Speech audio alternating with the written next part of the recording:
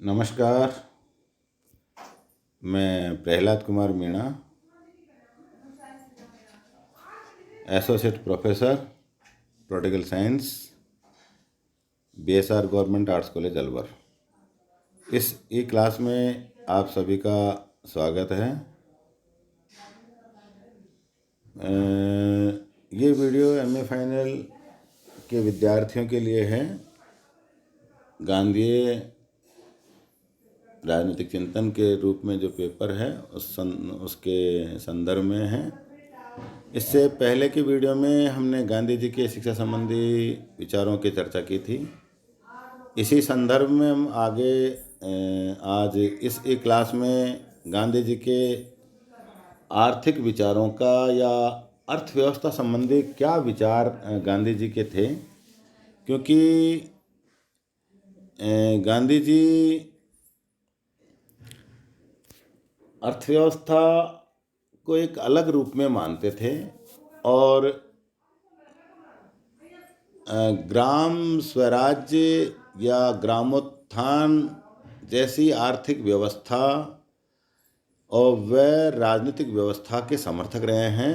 तो उनके आर्थिक विचार भी सामाजिक न्याय और नैतिक मूल्यों, सत्य और अहिंसा, ये उनके जो जीवन या दर्शन के मौलिक तत्व हैं, उन्हीं को ध्यान में रखते हुए उनके आर्थिक विचार उन्होंने रखे हैं, जिनके बारे में हम इस ई क्लास में चर्चा कर रहे हैं।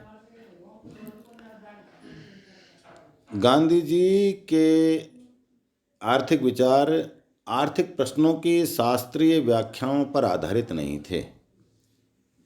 उन्होंने तो वस्तुतः नैतिक आस्थाओं को आर्थिक क्षेत्र में लागू करने का प्रयास किया। इसी कारण गांधी जी ने आर्थिक विचारों की अपनी पद्धति को मानवीय अर्थशास्त्र की संज्ञा दी। उन्होंने आर्थिक विचारों को कहीं औद्योगिकरण या मशीनीकरण या पूंजीपतियों के संदर्भ में न मानकर मानवीय अर्थशास्त्र की उन्होंने संज्ञा दी। उन्होंने स्पष्ट किया कि आर्थिक संबंधों में सत्य, अहिंसा की प्रयुक्ति मानवीय अर्थशास्त्र का आधार है। गांधी जी अर्थशास्त्री नहीं थे, लेकिन उनके जो विचार हैं वो किसी राष्ट्र के उन्नति और संसाधनों के उचित प्रयोग और नैतिक मूल्यों को और मानवीय आवश्यकताओं को ध्यान में रखते हुए जो विचार उन्होंने दिए हैं, वो किसी अर्थशास्त्र से भी कम नहीं हैं। गांधी जी अर्थशास्त्री नहीं थे, इसलिए उनके आर्थिक विचार किसी अर्थशास्त्र के सिद्धांत पर आधारित नहीं थे। अपने आर्थिक विचारों में उन्होंने अर्थशास्त्र के नियमों का पालन भी नहीं किया। उन्होंने स्वयं किसी आर्थिक सिद्धांत की रूपरेखा को स्पष्ट रूप से तैयार भी नहीं किया। गांधी जी की स्पष्ट धारणा है कि अर्थशास्त्र व नैतिकता वस्तुतः एक ही अर्थ को स्पष्ट करते हैं। अतः शाश्वत व उदार नैतिकता उनके आर्थिक विचारों की आधारशिला है। उन्होंने नैतिकता विहीन आर्थिक सिद्धांतों को प्राण विहीन अर्थशास्त्र की संज्ञा दी। उनके शब्दों में वह अर्थशास्त्र जो नैतिक और मानव भावनात्मक पक्षों की उपेक्षा करता है, मोम की मूर्ति की तरह है, जो लगती तो सजीव है किंतु होती प्राणविहीन है। नैतिकता विहीन जो आर्थिक सिद्धांत हैं, उनको उन्होंने प्राण विहीन अर्थशास्त्र की संज्ञा दी और उन्होंने कहा कि वह अर्थशास्त्र जो नैतिक और भावनात्मक पक्षों की उपेक्षा करता है, मोम की मूर्ति की तरह है या मोम की मूर्ति है, जो लगती तो सजीव है किंतु होती प्राणविहीन है। गांधी जी का आर्थिक समस्याओं पर दृष्टिकोण उदारक था और उनके सुझाव समय, आवश्यकता और मानवता की दृष्टि से प्रेरित हैं। उनके ये सुझाव वास्तविकता और स्वयं के अनुभव पर आधारित थे। यही कारण है कि गांधी जी के आर्थिक विचार बदलते रहे हैं। जहाँ हिंद स्वराज में गांधी जी के विचार वर्तमान सभ्यता विरोधी और पूंजी विरोधी प्रतीत होते हैं, वहीं बाद में उनके विचार व्यवहारोपयोगी और यंत्रों से समझौता करते हुए दिखाई देते हैं। गांधी जी के जो अर्थव्यवस्था या अर्थशास्त्र संबंधी जो आर्थिक विचार हैं, वो समय और परिस्थितियों के अनुसार बदलते रहे हैं। अपनी पुस्तक हिंद स्वराज में वो तत्कालीन सभ्यता विरोधी पूंजीवाद के विरोध में दिखाई देती है, वहीं बाद में उनके वो विचार व्यवहारोपयोगी और यंत्रों से समझौता करते हुए दिखाई देते हैं। गांधी जी के आर्थिक विचारों का जो मूल धारणाएं हैं, उनके बारे में हम अब चर्चा कर रहे हैं। जिस प्रकार से पूंजीवाद और समाजवाद की अपनी मूल धारणाएं हैं, उसी प्रकार गांधीवाद के अर्थशास्त्र के भी कुछ मूल धारणाएं हैं जो इस प्रकार हैं। गांधी जी के आर्थिक विचार सामाजिक न्याय व नैतिक मूल्यों पर आधारित हैं, नंबर 1। नंबर 2, उनके विचार परम सत्य से भरे पड़े हैं, इन्हें अधि अर्थशास्त्र कहते हैं। नंबर 3, गांधी जी के आर्थिक विचार मानव तथा उसके कल्याण पर आधारित हैं। और नंबर 4, उनके आर्थिक विचारों में अर्थशास्त्र और नीतिशास्त्र दो भिन्न सत्ताएं नहीं हैं। जो अर्थशास्त्र राष्ट्र के कल्याण को हानि पहुंचाता है, वह अनैतिक है। मतलब जो अर्थशास्त्र या जो अर्थव्यवस्था या जो औद्योगिकरण की या यंत्रीकरण की या पूंजीवाद की व्यवस्था राष्ट्र के कल्याण को हानि पहुंचाती है, वह अनैतिक है, इसलिए अधर्म है। गांधी जी के अर्थशास्त्र का मापदंड नैतिक मर्यादा है। जो अर्थशास्त्र लक्ष्मी पूजा सिखाता है और निर्बल की कीमत पर शक्तिशाली को धन एकत्रित करने में प्रोत्साहन देता है, वह झूठा और उदासीन अर्थशास्त्र है या उदासीन विज्ञान है। ऐसा गांधी जी के आर्थिक विचारों का मूल आधार है या मूल धारणाएं हैं। नंबर 5 जो धारणा है, ये विचार सरलता पर आधारित हैं। उनका आदर्श सादा, स्वस्थ और संयत जीवन है। इनमें आवश्यकताओं को बढ़ाने के स्थान पर कम करने पर जोर दिया है या जोर दिया जाता है। ये भौतिक विलास को नैतिक विकास के लिए सहायक नहीं मानते। गांधी जी के जो आर्थिक विचारों के मूल धारणाएं हैं, वो सरलता पर आधारित हैं। आदर्श, सादा, स्वस्थ और संयत या संयमित जीवन जीने के लिए हैं। उन्होंने आवश्यकताओं को बढ़ाने के स्थान पर कम करने पर जोर दिया है। भौतिक विलास को नैतिक विकास के लिए सहायक नहीं माना है। नंबर 6 जो उनकी धारणा है, उनके आर्थिक विचार संपत्ति का समान वितरण चाहते हैं, परंतु व्यवहारिक कठिनाइयों के कारण सामयिक वितरण का प्रयास करते हैं। ये व्यक्ति को अभाव से मुक्ति दिलाना चाहते हैं और उसकी आवश्यकताओं रोटी, कपड़ा, मकान पूरी करना चाहते हैं। और अंतिम जो आर्थिक विचारों की धारणा है, ये विचार वर्तमान सभ्यता की लोभ और शोषण पर आधारित उनके आर्थिक विचार वर्तमान सभ्यता को लोभ तथा शोषण पर आधारित मानते हैं। गांधी जी ने अपने आर्थिक विचारों में अध्ययन की दृष्टि से गांधी जी के आर्थिक विचारों को 2 भागों में बांटा है।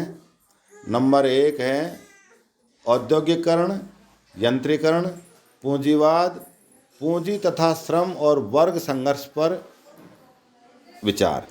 और जो दूसरा भाग उन्होंने बताया है, पहला जो अध्ययन की दृष्टि से गांधी जी ने जो विचार 2 भागों में बांटे हैं, उसमें उन्होंने औद्योगिकरण, यंत्रीकरण, पूंजीवाद, पूंजी तथा श्रम और वर्ग संघर्ष पर अपने विचार दिए हैं। और जो दूसरा पक्ष उनका था वो आर्थिक असंतोष, शोषण और संघर्ष से छुटकारा पाने के लिए गांधी जी के सुझाव अर्थात अपरिग्रह, अस्थायी ट्रस्टीशिप, रोटी के लिए श्रम, स्वदेशी और खादी के अर्थशास्त्र पर गांधी जी के विचार, ये दो भाग उन्होंने अपने आर्थिक विचारों के अध्ययन के संदर्भ में दो भागों में उनको बांटा है। प्रथम भाग वर्तमान सभ्यता पर गांधी जी के विचार, जिसमें हम औद्योगिकरण, यंत्रीकरण, पूंजीवाद, पूंजी तथा वर्ग संघर्ष आदि के बारे में बात करेंगे, जिसमें सबसे पहले है यंत्र पर गांधी जी के विचार। गांधी जी ने अपनी पुस्तक, हालांकि गांधी जी यंत्र या मशीनीकरण के विरोधी थे और उसी संदर्भ में ये यंत्र पर गांधी जी के विचार हैं। गांधी जी ने अपनी पुस्तक हिंद स्वराज में वर्तमान सभ्यता या तत्कालीन जो आर्थिक व्यवस्था की जो बात थी उसकी आलोचना की है। यंत्र के बारे में गांधी जी के विचार रस्किन, टॉलस्टॉय और आर.सी. दत्ता के विचारों से प्रभावित थे। हालांकि गांधी जी के आर्थिक ही नहीं, बहुत सारे विचार रस्किन और टॉलस्टॉय से उनके बहुत सारे विचार या उनके जो दर्शन की जो झलक है वो रस्किन और टॉलस्टॉय के अध्ययनों के बाद में ही उनमें बहुत सारी चीज़ें उनको सीखने को, उनके दर्शन को प्रभावित करती हैं। और उसी रूप में आर्थिक रूप में भी वो रस्किन, टॉलस्टॉय और आर.सी. दत्ता के विचारों से प्रभावित हुए।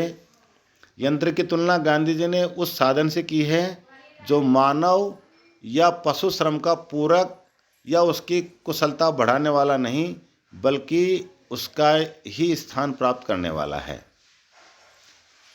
उनका मत था कि मशीन स्वयं में अच्छी या बुरी नहीं होती, आपत्तिजनक बात यह है कि वह व्यक्ति की व्यक्तिगतता का अपहरण कर लेती है। उन्होंने कहा कि मैं मनुष्य की तुलना में मशीन की सर्वोच्चता समाप्त करना चाहता हूँ। वर्तमान में प्रत्येक कार्य को मशीन द्वारा करने की सनक इस कदर बढ़ गई है कि हम मशीन के गुलाम या दास बनते जा रहे हैं। उन्होंने यंत्र की जो 3 मुख्य बुराइयां बताई या उसका विरोध किया या उसकी कमियां बताई। इसकी नकल हो सकती है। नंबर 1 जो उसकी बुराई है, इसकी नकल हो सकती है। नंबर 2 इसके विकास की कोई सीमा नहीं है। और नंबर 3 यह मानव श्रम का स्थान ग्रहण कर लेती है। इन बुराइयों के अलावा यंत्र की नैतिक व आर्थिक बुराइयों के बारे में भी गांधी जी ने अपने विचारों में बताया है।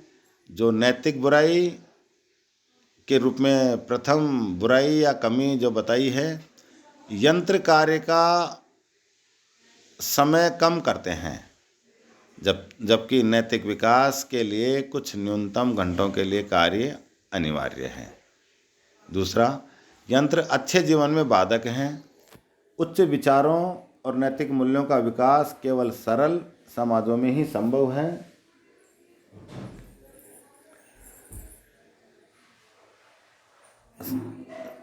औद्योगिकरण और जटिल समाजों में नहीं। तीसरा जो यंत्र की बुराई के रूप में उन्होंने बताया, नैतिक बुराई के जो पक्ष था उस रूप में, यंत्र मानव में दास वृत्ति का विकास करता है। इसमें मानव की दशा सोचनीय हो जाती है। यंत्र में मानव की सृजनात्मकता और कलात्मकता शक्तियों का ह्रास होता है। तकनीकी विकास में मुद्रा प्रणाली को जन्म दिया है, जिससे असमानता और शोषण को बढ़ावा मिला है। यंत्रों ने जो अंतिम नैतिक बुराई बताई, यंत्रों ने आर्थिक प्रतियोगिता को बल दिया है, जिससे मानव में सहयोग भावना की कमी हुई है और संघर्ष की भावना बढ़ी है। ये नैतिक बुराई के रूप में गांधी जी यंत्र की नैतिक बुराइयों के बारे में बताते हैं। यंत्र के बारे में गांधी जी ने आर्थिक बुराइयों का भी उल्लेख किया है। यंत्र मानव श्रम का स्थान ले लेता है, जिससे बेरोजगारी बढ़ती है। ये आर्थिक बुराइयों के रूप में है। नैतिक बुराइयों की चर्चा हमने इससे पहले की है। आर्थिक बुराइयों के रूप में उन्होंने बताया कि यंत्र मानव श्रम का स्थान ले लेता है, जिससे बेरोजगारी बढ़ती है। नंबर दूसरी बुराई, यंत्रीकरण पूंजी के एकत्रीकरण की भावना को बढ़ाता है, जिससे समाज में भिन्नताएं और असमानताएं पैदा होती हैं। कल्याण के मनुष्य कल्याण के स्थान पर लाभ वृत्ति को प्रोत्साहन मिलता है। तीसरी जो आर्थिक बुराई यंत्र की बताई, यंत्रीकरण से बड़े पैमाने पर उत्पादन होता है, जिससे वितरण की समस्या उत्पन्न होती है, जिसमें धोखा और सट्टाबाजी को बढ़ावा मिलता है। इसको संभालना बच्चे को, इसको बढ़ावा मिलता है। नंबर 4 पे जो बुराई के रूप में गांधी जी ने बताया है आर्थिक बुराई, यंत्रों से बड़े पैमाने पर उपलब्ध होने से अति उत्पादन होता है, जिससे आर्थिक संकट उत्पन्न होता है। नंबर 5 जो आर्थिक बुराई के रूप में बताया यंत्र की बुराई के रूप में, उत्पादन की खपत के लिए विदेशी मंडियों की खोज से साम्राज्यवादी प्रवृत्तियों को बढ़ावा मिलता है, क्योंकि यंत्र से उत्पादन ज़्यादा होगा और वो उस अपने उत्पाद को खपाने या उसको बेचने के लिए विदेशी मंडियों को खोजेंगे, जिससे साम्राज्यवादी प्रवृत्तियों को बढ़ावा मिलेगा। नंबर 6, यंत्रों से जमीन की उर्वरकता नष्ट होती है, क्योंकि उसमें प्राकृतिक संसाधनों का, जिसमें जमीन भी है, उनकी उर्वरता या उत्पादकता नष्ट होती है। नंबर 7, यंत्रीकरण और औद्योगिकरण से संकुचित नगरों का विकास होता है, शीघ्र संचार साधनों का विकास होता है, जिससे मानव स्वास्थ्य पर प्रतिकूल प्रभाव पड़ता है। ये इस प्रकार से गांधी जी ने यंत्रीकरण की नैतिक बुराइयां और आर्थिक बुराइयों का उल्लेख अपने विचारों में, अपने दर्शन में किया है। उपरोक्त बुराइयों से स्पष्ट है कि गांधी जी यंत्रीकरण को पाप का प्रतिनिधि मानते हैं। उनका कहना है कि यंत्र के पक्ष में एक भी अच्छा बिंदु उनके ध्यान में नहीं है। अपने जीवन के अंतिम क्षणों तक उनका सही यही विश्वास रहा है कि आदर्श समाज में यंत्र होने ही नहीं चाहिए। गांधी जी एक सीमित अर्थ में मशीन की उपयोगिता को स्वीकार करते थे। उन्होंने स्पष्ट किया कि वे भारी और जटिल मशीनों के विरोधी थे। एक बार उनसे किसी ने प्रश्न किया गया कि क्या वे सभी मशीनों के विरोधी हैं। उन्होंने स्पष्ट शब्दों में कहा, मैं ऐसा कर सकता हूँ या कह सकता हूँ। मतलब उनका जवाब था कि मैं ऐसा कह सकता हूँ, जबकि यह शरीर भी एक अत्यंत सूक्ष्म यंत्र है, चरखा भी एक यंत्र है, छोटी सी दंत कुरेदनी भी एक यंत्र है। मेरा विरोध मशीन के प्रति नहीं, अपितु मशीनों के प्रति पागलपन के लिए है, जो श्रम को बचाता है। यदि मनुष्य श्रम बचाने के पीछे इसी तरह पड़ा रहा तो हजारों लोग बेरोजगार हो जाएंगे और सड़कों पर पड़े भूखों मरने के लिए विवश हो जाएंगे। मैं मानवता के लिए थोड़े से श्रम व समय की बचत नहीं करना चाहता, अपितु सबके लिए करना चाहता हूँ। मैं समृद्धि के लिए केंद्रीकरण नहीं चाहता, अपितु उसका सबके लिए मध्य वितरण चाहता हूँ। गांधी जी की पूर्ण आर्थिक विचारधारा को सर्वोच्च तत्व यही माना है। और उसमें सर्वोच्च तत्व मानव ही है। अगर सर्वोच्च तत्व मानव है तो मानव हित के लिए ही उन्होंने यंत्रीकरण का विरोध किया है। इस आर्थिक या अर्थव्यवस्था संबंधी विचारों के पार्ट फर्स्ट में आज इतना ही। अगले की क्लास में हम गांधी जी के आर्थिक विचारों के पार्ट 2 का अध्ययन करेंगे। तब तक के लिए धन्यवाद। घर में रहें, सुरक्षित रहें।